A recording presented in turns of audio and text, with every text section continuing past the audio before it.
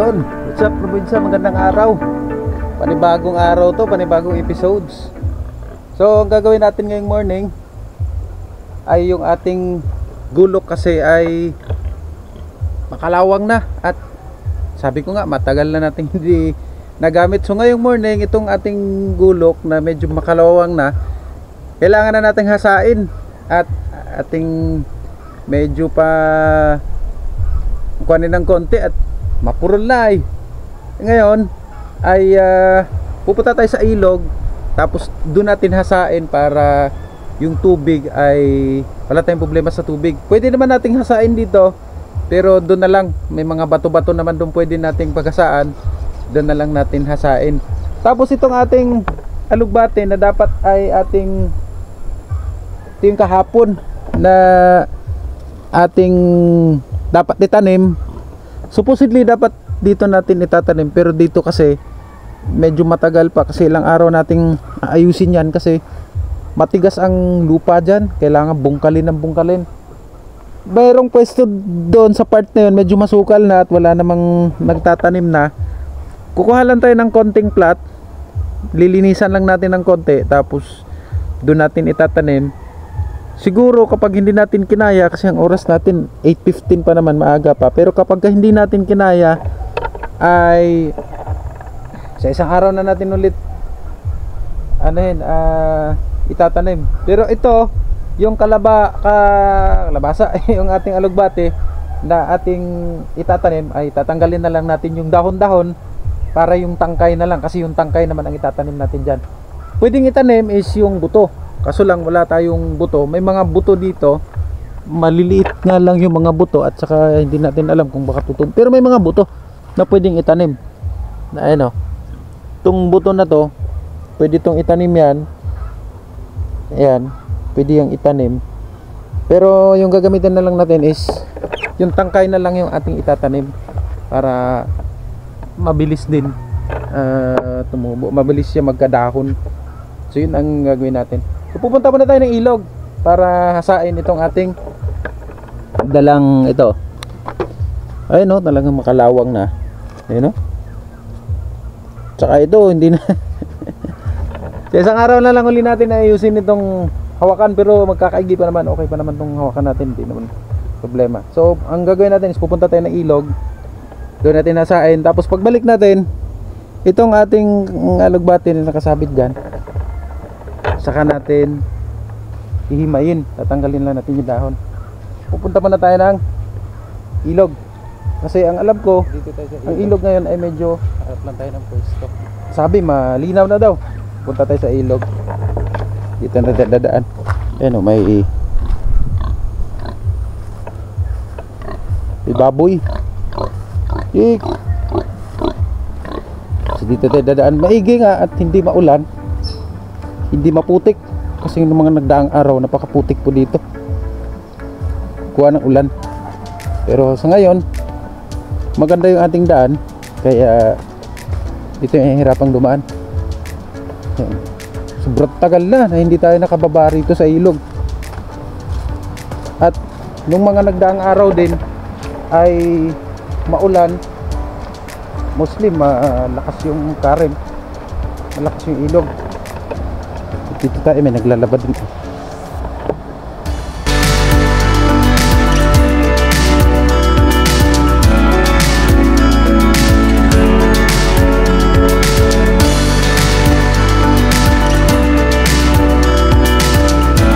Dito tayo sa ilog, harap lang tayo ng pwesto. Dito tayo para hindi masyadong mainit, at medyo mataas na rin ang araw.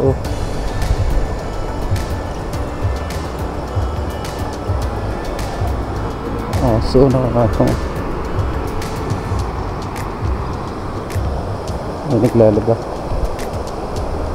naglalaba. Tapos dito tayo hanap ng pwesto. Ilog natin ngayon medyo maganda na, unlike yung mga nagdaang araw, lakas ang current ng tubig. Ngayon medyo bumaba na yung tubig.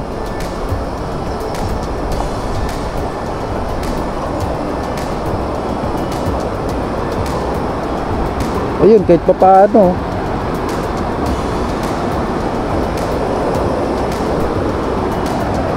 Bumaba yung tubig ng ilog. Yes. Doon sa part na yun, nandun yung Lambingan Bridge. So this time, ang gagawin natin, hahasain muna natin itong ating dalang gulok. Hahasain natin para kahit pa paano medyo ano naman, medyo anong tawag dito, yung sa Bisaya ko, muhait ba? Siguro dito na part na lang. Hasain muna natin.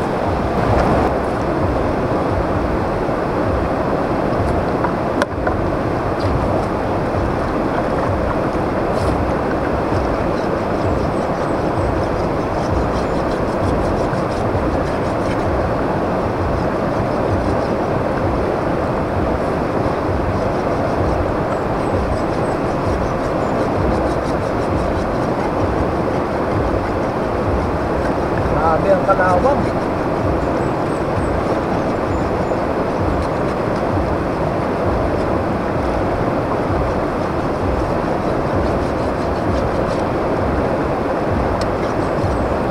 Katagalan na kasi ang hindi natin ito nagamit, kaya grabe ang kalawang. Mayroon naman tayong hasaan doon. Hindi na natin dinala. Dito na lang sa bato, pwede naman daw. Grabe o, kalawang o. Dati yung tatay ko pagka naghahasa, magamit ng mga lupa-lupa para yun ang gawing pagpatalas. Yun, pagpatalas pala. Sa Tagalog yung ahit, yung sa Bisaya yung tawag sa Bisaya yung papatalas. Patalas ay ano eh, yung papahait ba. Ay ito na itong sundang kaya rin makaduot ba.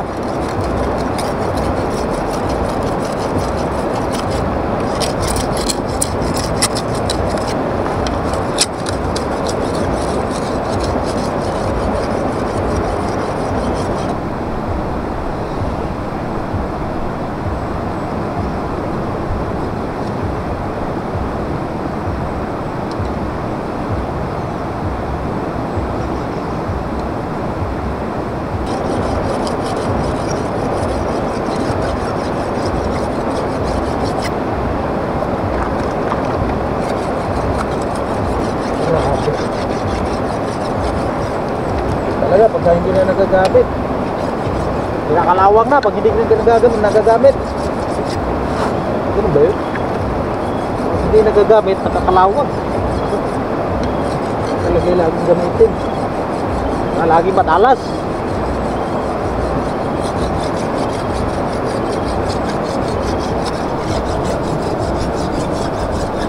Pero pagka hindi na nagagamit yung ating gamit, alawang na. Buti nga itong ating tripod walang problema eh.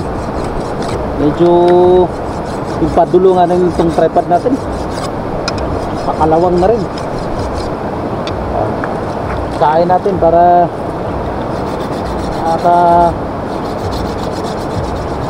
kalawang oh. Talaga namang tanggalan eh. Abay matanggal na, mag-iisang buwan na hindi natin ito nagagamit. Kaya talagang oh, grabe, nakakaawa eh. Buti na lang hindi nailagay kung saan saan. Ito naman po yung nakatabi lang. Lang ay diin nga.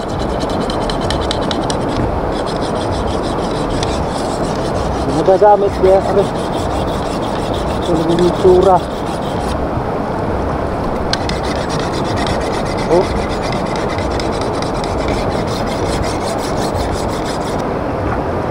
paano, medyo matalas na. Itong pwestong ito dati, dito tayo nagluluto-luto. Hindi na natin nagagawa yun. Pero hindi natin alam, isang araw minsan mapakapagluto ulit tayo dito. Pero Kapag luluto po kasi lalo sulong katawan ka lang ay talaga hindi po biro. Napakahirap po talaga. Gaabot ka ng mga gamit na gagamitin, panggatong, paglulutuan, pag-prepare. Pag sulong katawan po talagang sobrang hirap. Napakahirap talaga.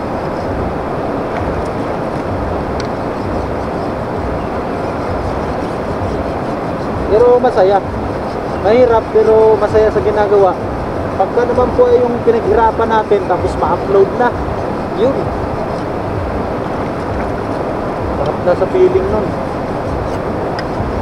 Pinaghirapan mo ng pinaghirapan, tapos pagkatapos mong ma-upload, kalipas na ilang araw, copyright pala, ano. Copyright dahil sa music na ginamit.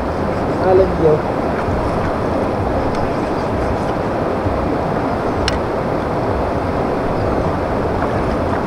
pwede na ito.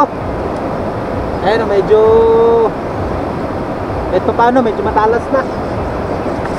Pwede na pang sibak na kahoy at saka pang linis ng ating bakuran sa mga damo-damo na kailangan natin tabasin. At kahapon ay talagang napakapurol. So, pabalik na po tayo. Tapos naman na tayong maghahasa ng ating gulok. Yung ating ilog ay di pa siya ganun ka totally na maganda, unlike before na talagang matining. Ngayon po ay hindi din siya ganun ka totally linaw pa. Medyo okay na rin naman. Medyo malinaw na. Ang problema lang ay yung current niya.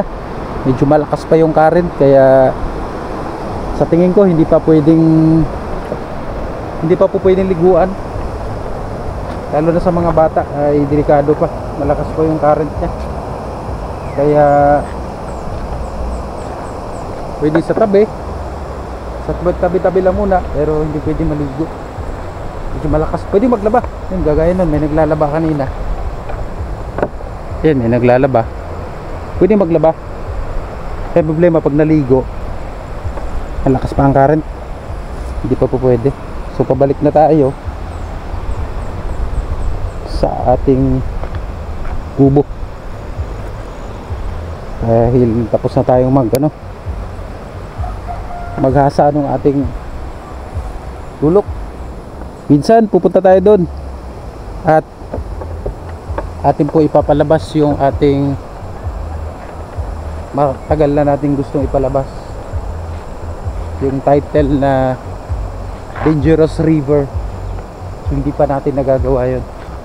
Tagal na pong plano yun na gawin yung episode na yun, pero hindi ko pa nagagawa kasi maraming clips po kasi yun. So gagawin natin na medyo maayos yung pagpapalabas, pag-upload, maayos yung maging kalalabasan niya. Kaya hindi ko po muna inilabas. May mga clips na po ako nakuha, hindi naman ganun kadami pa, pero meron na tayo nakuha mga clips. Piniprepare lang natin. At title po noon is Dangerous River, no? So meron kasing parte ng ilog na yan, merong part po na meron ng na disgrasya, kaya yun po ang ipapalabas natin. At hindi lang po yun once, kailang beses na po na mayroong na disgrasya dun sa may parting padulo, kaya yun ipapalabas natin. So maraming clips, kaya hanggang ngayon hindi pa natin nagagawa. Siguro mga minsan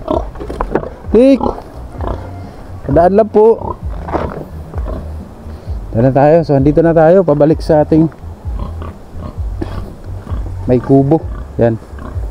So kung hanap tayo ng isang slot dyan, sa isang part dyan, kasi yung part ang ating pagtataniman doon unang-una, maano siya, tigas pa yung lupa, kailangan pang bungkalin. Unlike dito, ito kasi ay malambot yung lupa dyan, since wala namang nagtatanim na. Before nagtatanim sila dyan yung ating mga kapitbahay sa barangay, kaso lang siguro sa ngayon ay natigil pa, kaya gawin natin ng paraan kahit konting lang na pwede natin pagtamnan ng ating alugbati. No, so siguro either bukas o sa isang araw na natin itatanim, kasi hindi po natin kaya pagka isang araw lang dahil may pasok pa po tayo, at siyempre hindi ganun kadali yun. Sulo lang po tayo. Buti sana kung pagdating natin dito tanim na lang diretso, so hindi, kaya matatagalan tayo. Ganun pa man. Anong oras na ba? It's 8:34. Tatry natin tong ating gulok. Kahapon uli nagtabas uli yung mga bata, so medyo masukal lang kasi itong part na to, mayroon tong kanal. Ang gagawin na lang natin, siguro magda-divert tayo ng konti para malagyan ng tubig yung ating pagtatamnan. Pero sa ngayon hindi pa, ay ito atin mo nang tatabasan ng konti. Pagpatuloy natin yung ginawa natin kahapon na sobrang saglit lang na nakapagtabas tayo. Ngayon naman tatabasan natin uli ng konti para kahit pa paano mabawas-bawasan.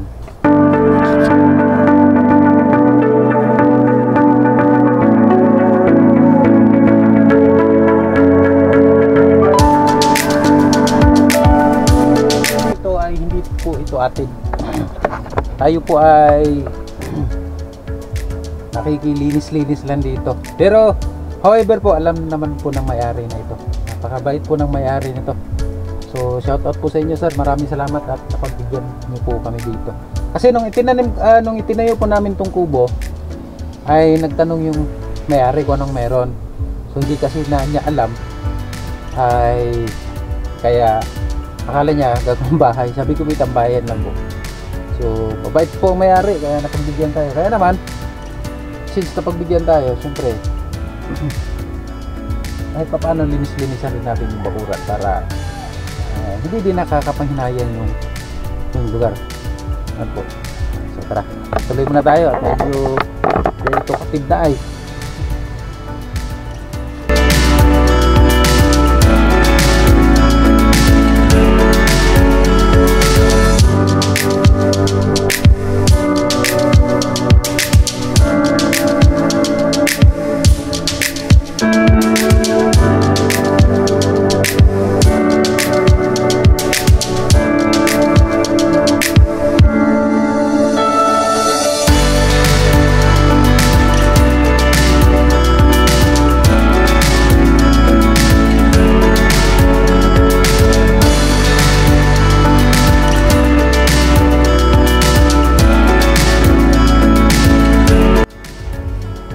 Tama na muna ito. Bukas ulit.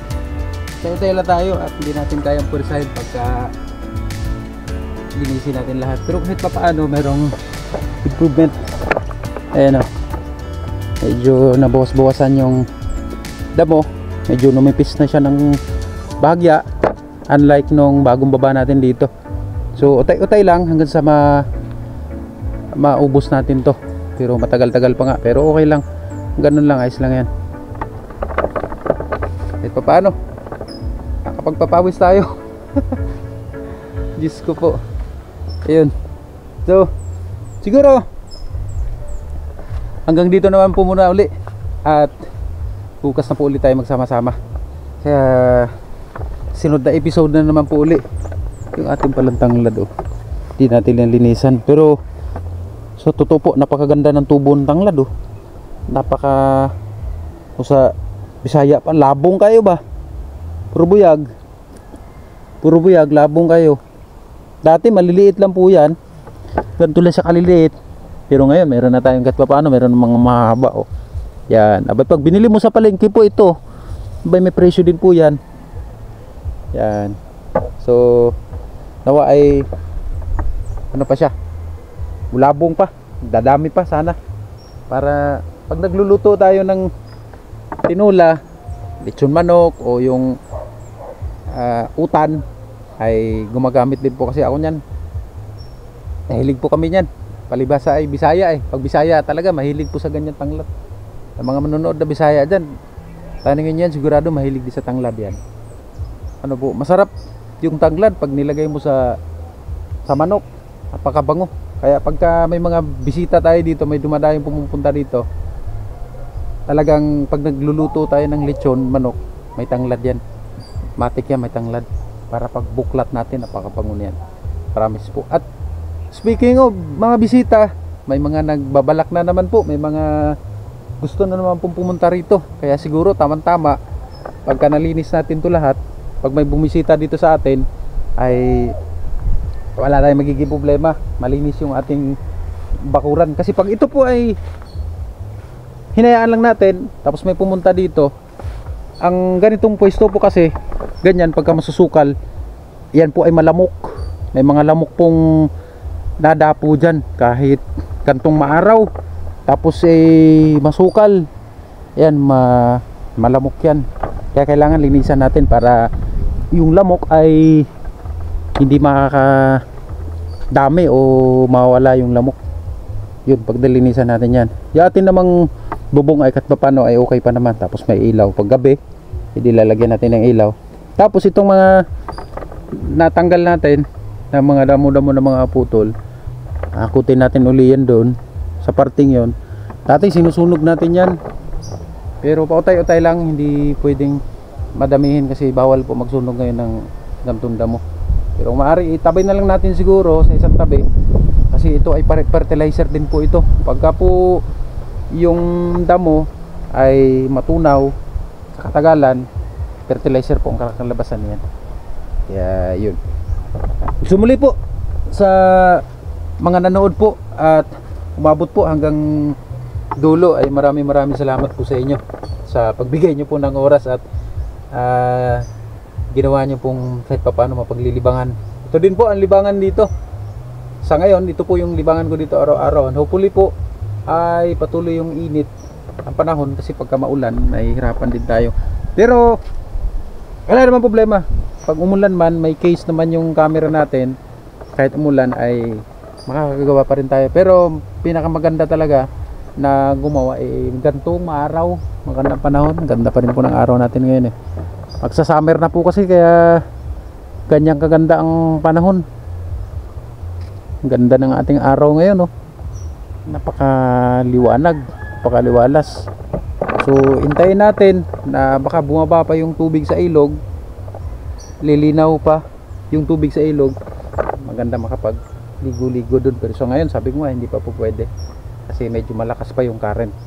Kaya dito na lang muna tayo, at pag may day off naman, pag wala tayong pasok, ayun, medyo siguro malaki-laki yung ating magagawa at makapagluto-luto tayo dito.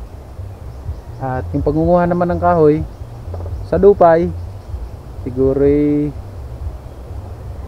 mga minsan na, hindi na natin i-video kasi sa tupoy napakahirap. Maliban na lang pag may kasama po ako, pwede yun. Pero pagka solo, napakahirap po talaga. Kaya siguro pag kumuha ng kahoy panggatong ay wala na lang video siguro yun. Pero ang ganda na po ng Dupay ngayon kasi ang lalaki na po ng mga palay. Ang ganda kuhan ng video dun, talagang marirelax ka, ano po. So yun, ganun pa man po, ay gusto ko munang i-shout out si Dorans RJ. Magandang umaga.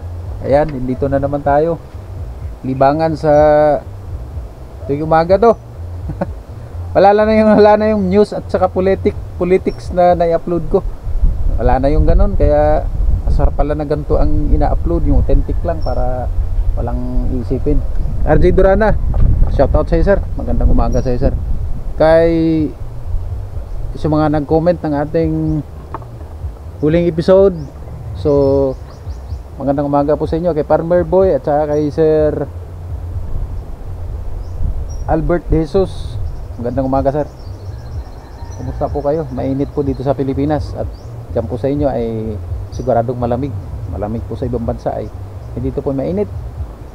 Pero ayos lang po, medyo mahangin naman, kaya napapawi pa rin yung init. Yun. Kay Robert Apurado dong, may muntag. At mag-alas 9 na, it's 8:53 in the morning na, kaya kailangan na pong mag-prepare para pumasok naman sa trabaho. So ngayon po ay February 27, 2025. Araw po ngayon ng Huwebes. Yan, araw ng Huwebes sa taong kasalukuyan 2025. Muli po, maraming salamat. Till next time, God bless, cheers, and maraming salamat po. Thank you po. Challenge po ako sa sarili ko, and this is day 1 ng aking challenge. So hopefully po ay magsasucess tayo, at kung kailan man yung nag-success na yon at kung ano yung china-challenge ko, sabi ko nga sa sarili ko na lang ay sasabihin ko sa inyo kung ano man yung success na yon. Ibo-voice out na lang natin pagka nag-success tayo, pero hanggat hindi pa ay patuloy pa rin tayo. So this is a first day 1 challenge.